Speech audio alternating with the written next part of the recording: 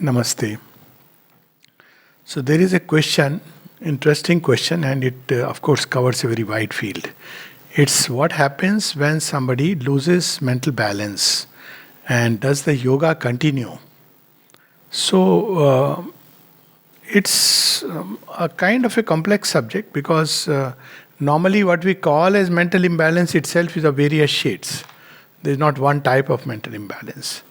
But generally, we exist on at least three distinct layers. If you look at it horizontally, personality, one is the outer personality. This is what, unfortunately, most of the time we think is the person. So we observe behavior, traits, tendencies, and we are quick to declare that there is a mental imbalance, there is, various things. And it's quite possible that outer personality, behavior, nature may have certain traits which may look like a mental imbalance, but they are not. So, for instance, the famous example of Devra Baba. Sometimes he would even, bless with his feet or pick up a stone and throw at people, but he was a very realized person.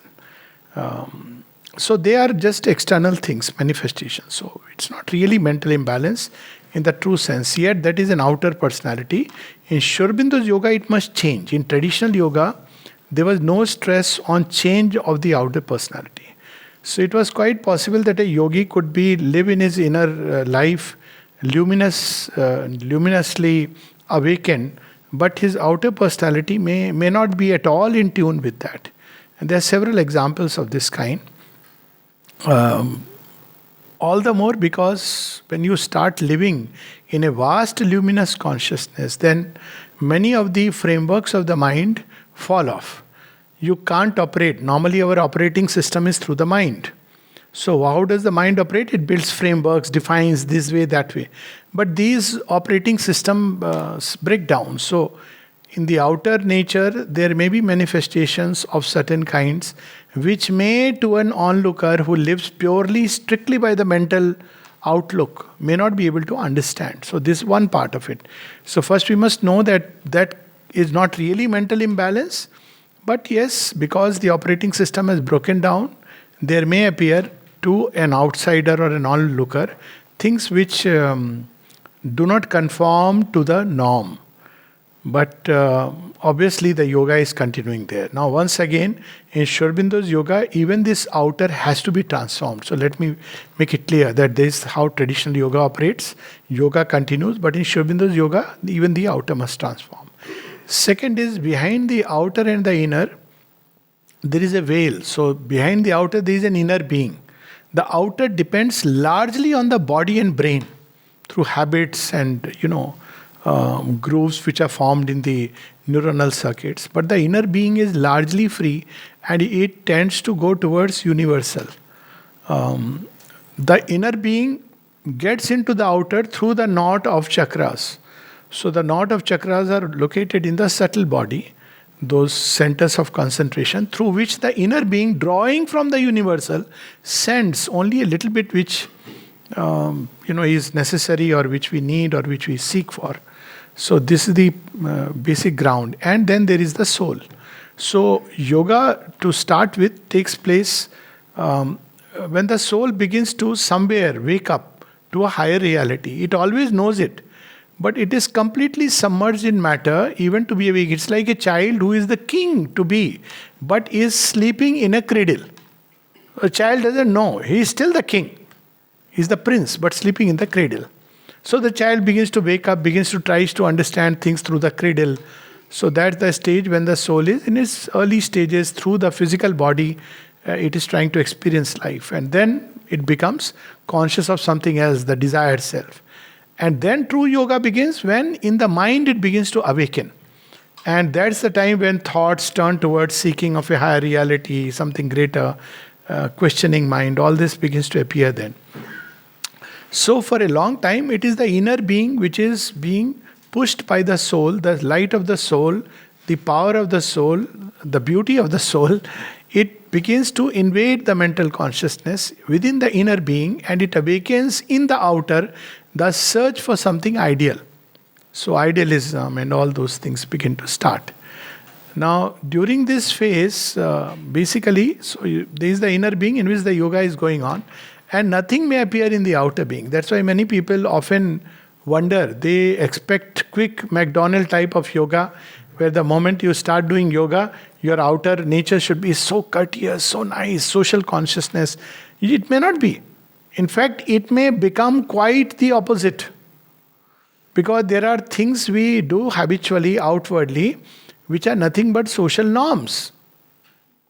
I mean, I've given this example of Champak Lalji, which I've come to know directly firsthand, was there. Suddenly, in the middle of bhajans, he got up and he started walking out. Where? In Hong Kong. So, can you imagine? People ran after him, Sir Maharaj. He would not speak. And then he said, we were only singing bhajans. Then he got a paper and wrote, not to the divine, not to the divine I know. Because there are vital bhajans. Now, he could sense it. There is that example of the mother who walked away right when Dilip Kumar Roy was singing a bhajan and Indra Devi was dancing. And he was very upset, Dilip Kumar Roy. So he wrote to Shri Aurobindo. He said, no, she was not in any way condemning your singing or passing a judgment on your singing. But the dance was attracting a lot of vital forces around. So now a different kind of an understanding and vision of life begins to open. So you cannot always act according to the fixed social standards. So this is as far as your outer reactions, your actions go, when the inner being begins to take to yoga. But during this time, as the yogic light, the light in the soul and the urge for yoga begins to develop, that's when we see that Putana and Keshi and Aghasur and all these start coming, drawing near. Sri Aurobindo describes that a little light in a tent and she comes by stealth. Now is the time when she knows, oh, there is an awakening here. This soul can bring down and conquer this kingdom, which is our fiefdom, and establish something of the divine rule here. That's when we go into there is a state in which we enter, or there is a stage in which the sadhak can be exposed to various dangers, mostly coming from forces of a cosmic dimension, the asuras, the rakshasas. On one side, there is the help from the gods. On the other side, there is the invasion by the asuras, and they wear many deceptive masks. And those deceptive masks are so difficult to detect unless we are really sincere and vigilant. One of the common masks is I am doing the mother's work. I am an instrument of the divine. Now just imagine, how do they push? They aggrandize. You are somebody great. You are in one with the supreme and things like that. So when this happens, why does this happen? Because yoga lays bare things which are hidden inside. Normally things like vanity, ambition, they remain in the background. But yoga is it uncovers certain tendencies which are hidden in the subconscious nature. So these forces begin to rush up. And unless we are really surrendered, sincere about the pursuit of yoga, we are not doing it with any ulterior, egoistic, selfish motive. That I'll become a great yogi, sadhak, people will recognize me as a guru, and I start getting respect. Especially people start even assuming dresses and everything to just play up to, so you start wearing a kind of dress because then you are a certified yogi. you start speaking a certain language. So that's where the sham begins to enter. And then there is a danger, because at that point of time, the asura also looks for instruments which are becoming strong and powerful. Not a little, nothing with weaklings. Weaklings will just bring a little anger and that's it. Just fight, quarrel and forgotten. But that's the time when it's likely that there can be serious mental imbalances. These mental imbalances can take various forms, from mild kind of forces which are natural forces, but they become exaggerated. For example, sexual tendencies, anger, things which are there in nature, but they can become a little more. Ambition it can push, or it can take much more serious disturbances, abnormal depression, to a complete breakdown of personality. So that's where we start running more and more greater and greater dangers. So if there is abnormal depression, confusions, crying spells, all this, one can be driven or even on the verge of suicide. People have, spiritual history of mankind has those kind of adventures and dangers. So one may even take that extreme step. If there is a complete disruption of outer personality, as happens in what we call as schizophrenia, it's even possible that if the inner field is completely invaded by these forces. Now, I'll come to why they invade and what to do to keep a check. So, if it is completely invaded, then the soul may try for some time, but if it feels it cannot do anything more, particularly then extreme suspiciousness, that's another, or aggrandizement. I am God, not in the real sense. In the real sense, when you identify God, you become so humble because you see the divine everywhere. You can't be, I am God and I am the boss and I am the leader. That thing will vanish completely if it is there in nature, because you begin to see the same truth in everyone and everywhere. That's why the Gita says that he who loves the divine develops Maitri Karuna Evascha. Hatred becomes impossible. Whom will you hate? Yourself? So, you may have differences of viewpoints, that's fine, but you don't hate, you are not jealous, all these things drop away. But on the contrary, if one is pushed by the Asuric power, this idea that I am somebody special, someone chosen by the divine, etc., may come in, vanity may get fanned, that's when the dislocation may be very serious. And when that happens, then sometimes it's described in, Savitri, one opens the doors to worst kind of falsehoods. Even one can oppose the divine, thinking that one is. I have heard people, I'll give you an example. What is the need of Mother and Sri Aurobindo? I am the Supreme. Supreme is the one. I have actually heard in context. And even story of Dara's brother who actually went away when there was partition of Pakistan, but he ultimately walked. That okay, I have done, Mother Sri Aurobindo I am done with, now it is the Supreme. Sounds so that, he has gone one step ahead, not realizing there's complete falsehood. You dip into it and you drown into it. And you begin to follow your own impulses and think you are following the divine will. I've heard people who will say, I am being guided by the mother. It's not like mothers start guiding, pointing fingers. Anybody who is guided by the mother knows this. It's not like do this, don't do this, do this. That's not, absurd levels. I must eat this, I must not eat this. This is the person I must meet, this is the person I must, refuse, reject. That's not how the divine operates. But this is the kind of falsehood net in which one may be caught. And Sri Aurobindo describes that even your keen discernment cannot show you. And that's when the danger lies, and the soul may escape from the body and mind, leaving it like a shell. So, Sri Aurobindo has used the word missing souls, marked missing in the register of the gods. So there was it's singing in heaven, something is coming beautiful. And there is the derailment, and there is this marked missing in the register of the gods. Now, this is not an ultimate verdict.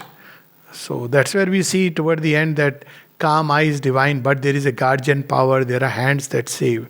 Calm eye is divine, regard the human scene. But usually for one life, this is a fairly permanent damage. Classic example was Tirupati.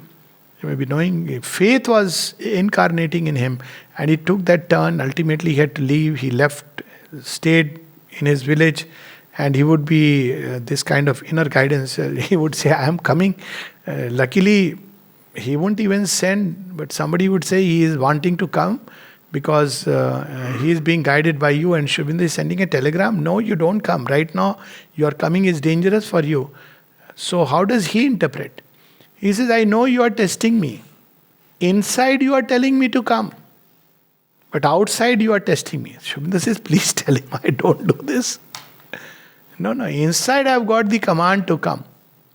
People read those things, no? So they start thinking command of the divine. So the human mind which wants to take quick jump, it is not ready to put in the long effort, painful effort, strenuous effort, the mind starts fabricating an illusory yogic consciousness. Because you have read the words. that Shobindo received a command, so I am receiving commands. Or, you become a channel of the divine. I am a channel of the divine. So all this the mind begins to fabricate, and that's where the real danger lies. Yoga can stop there because the inner being is infected. Why? Because inner being is not tied to the outer, but it opens to the dark universal forces. Instead of opening, it's open to the universal. So it opens, unfortunately, to the lower subconscious forces which uprise and pollute the higher things which are developing.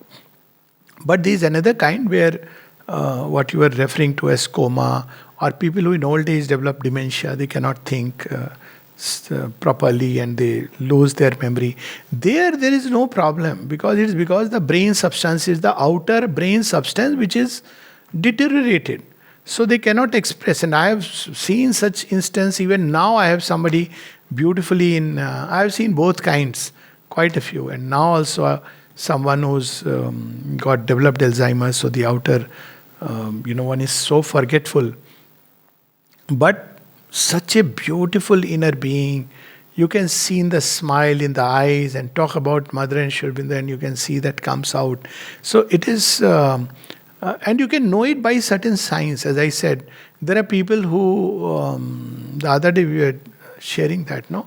And I have also met they live in that idea that we have found something great and we have realized, had these experiences.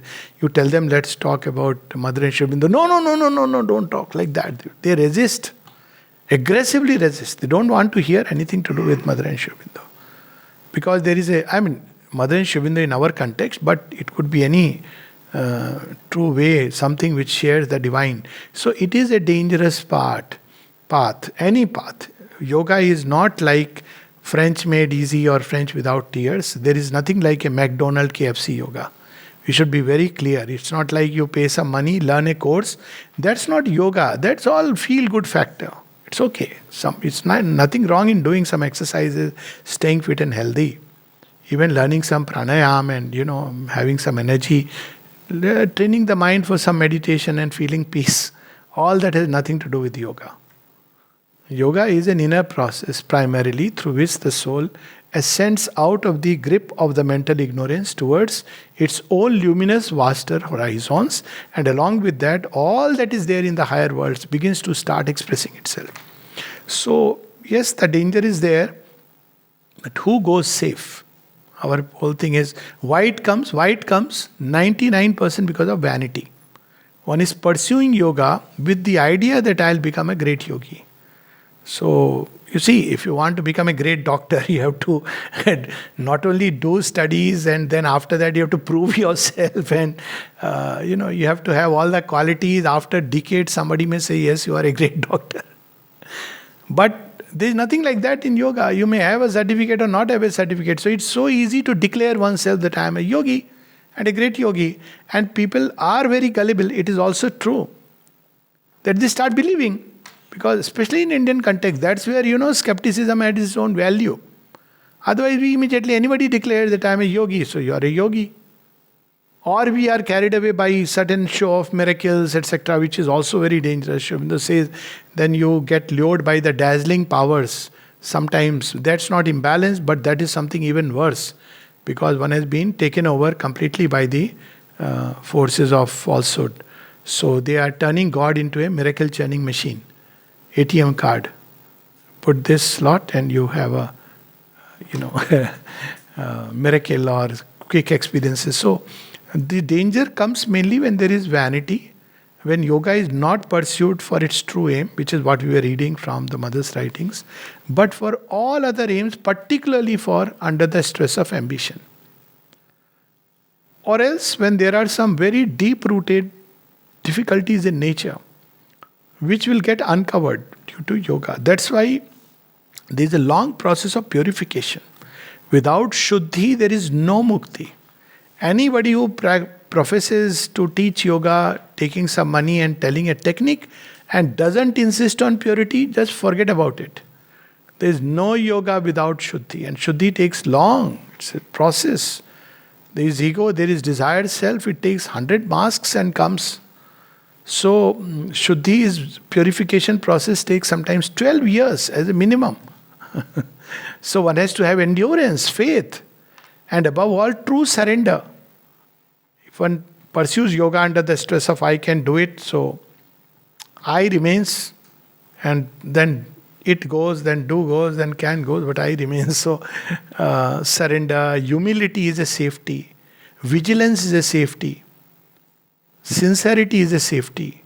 So all this will come. Sincerity will show us that look here, your motives are not right. So Mother says, if you are insincere, do not touch yoga. It's a fire that will burn. That's why all this idea that anywhere you can go pay a money and get is cannot be by its very nature. Because a true yogi will see through you and not accept just because you can pay $1 million or whatever. He will not accept you because he knows you are not ready. He will tell you how to get ready. That's how it was in Vishwabindo. So, still, there are dangers. How do we go through it? So, one small line in Savitri, or rather two or three, where it is said that everybody passes at some point through this phase. Particularly in the beginning, you get experiences. Some people get lost in experiences. And one may well feel oneself above the human. It does happen. And all these suggestions may start coming. You are an instrument, you are this. Suggestions may come. So, Sri Aurobindo says, here must the traveler of the upward way, or there can be attacks of other kind, trying to depress you, trying to make you feel unfit, thoughts of unfitness, etc., etc. So, here must the traveler of the upward way pause or pass slowly. Often he must look back, casting a javelin, regard in front and look back for that breath that will stain things. And what he should do, how he should pass through this passage, a prayer upon his lips and the great name. For winding through hell turns the heavenward path. So a prayer upon his lips and the great name. And then finally that master line. Only were safe who kept God in their hearts. And then these two qualities, courage their armor, faith their sword, they must walk, children and soldiers of the armies of light. And these powers have been given the right. Why? Because their purpose is to shape perfection. So they will see a small defect and magnify it. And they will show it to the world, not only to you. In everybody's head, they will plant this. Look at this fellow. It's okay, nothing wrong with that. We are not here to hide anything, but don't hide anything from the divine. Open with sincerity, humility. Most important, keep calling the divine name here. Pray, surrender.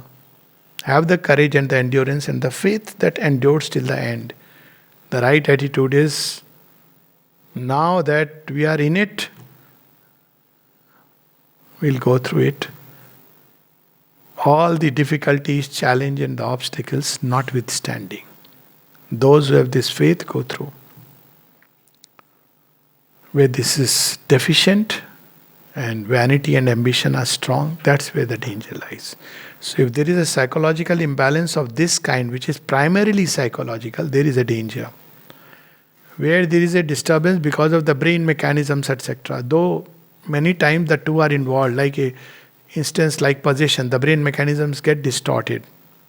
But I'm talking of things like old age and people forget. That's okay. Or coma. The inner being can continue to progress. It's independent of that. So when people are in coma, the progress can continue till the last breath. Namaste.